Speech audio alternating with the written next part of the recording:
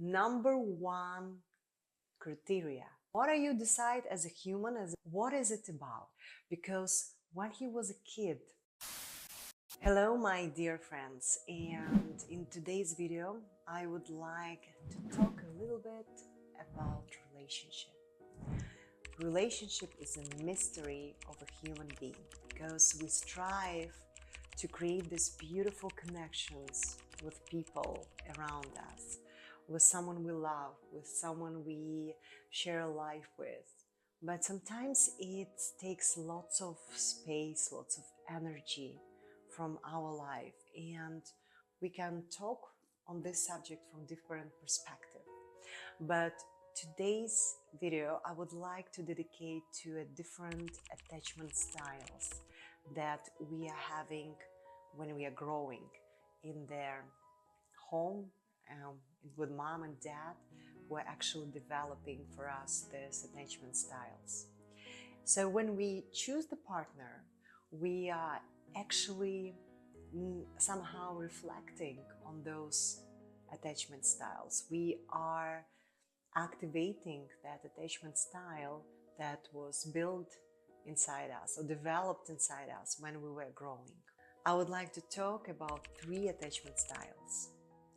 It's avoidant attachment style, anxious attachment style, and healthy attachment style. Let's start from avoidant attachment style.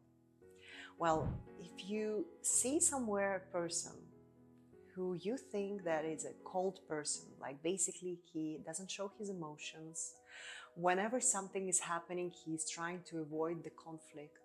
This person sometimes is also, when he feels the emotion, he's trying to suppress it.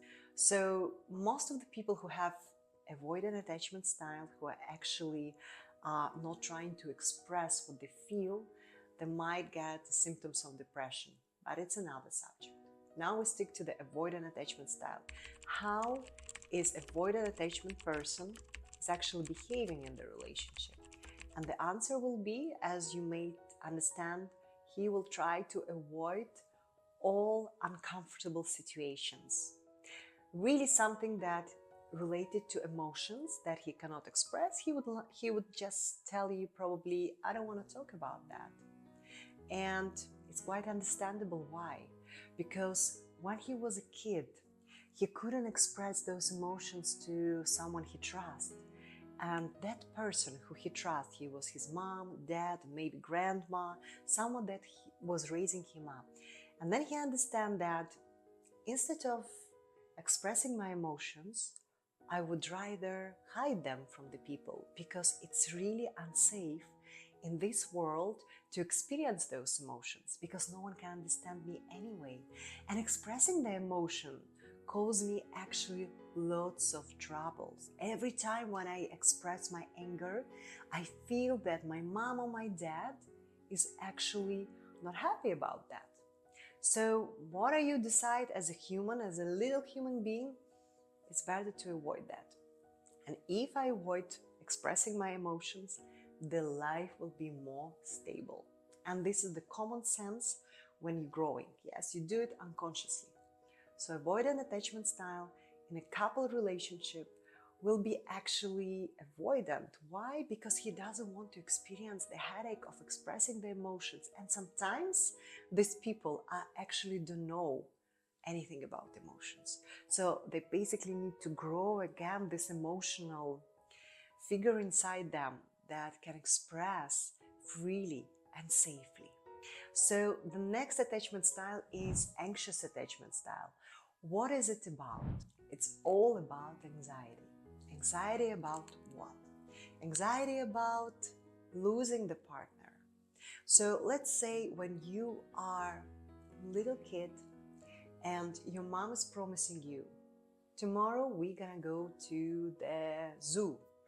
And you as a kid waiting for this kind of event, because for the small kid going to the zoo, it looks like a huge and very important event. And then your mom basically forgetting about that and not explaining anything and not promising anything, or maybe even promising to another day, but she's not coming back. And doing that actually. So you are learning as well that the world is not a safe place, and anything what is valuable I need to control and protect. And when you're growing, you basically developing some kind of strategies around protection of your relationship. And what you're doing, you might check the phone of your partner. You might check his schedule, what he's doing, when he's doing, and why he's doing, and the most important is with whom. So you're always being conscious of controlling and tracking your partner behavior. But why you're doing this? The main reason is to protect yourself from the painful experience, from the painful emotions of losing that partner. The funny event and the funny fact that basically the person who is consciously controlling is losing that partner, because if you are with a healthy attachment and an anxious attachment style, it's going to be so difficult to coexist. So the next attachment style is healthy attachment style. Yes, it exists. Many people have sometimes a little bit of avoidant, a little bit of anxious and healthy, so it can be mixed. But how can you recognize the actual healthy attachment style in a couple? So number one criteria is freedom. Freedom in a sense to express yourself as you are and who you are. It's freedom to be yourself, and you are not feeling guilty to be yourself. But it's freedom about emotions and feelings. You easily express to your partner what you feel, how you feel, and why it's happening to you. And you definitely know that on the other side of this conversation, your partner is really understanding you. He is giving you the feedback, not punishing you, not criticizing you, but actually giving a feedback in support on your emotions. This is what we call a healthy attachment style. Sometimes it's really hard to be safe, emotionally safe in a relationship.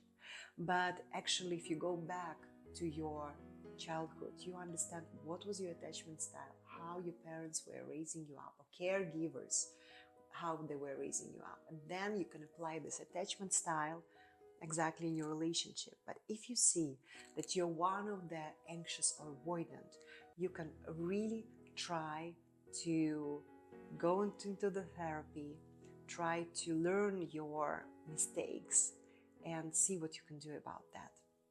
Thank you for watching this video, and I'll see you in the next one.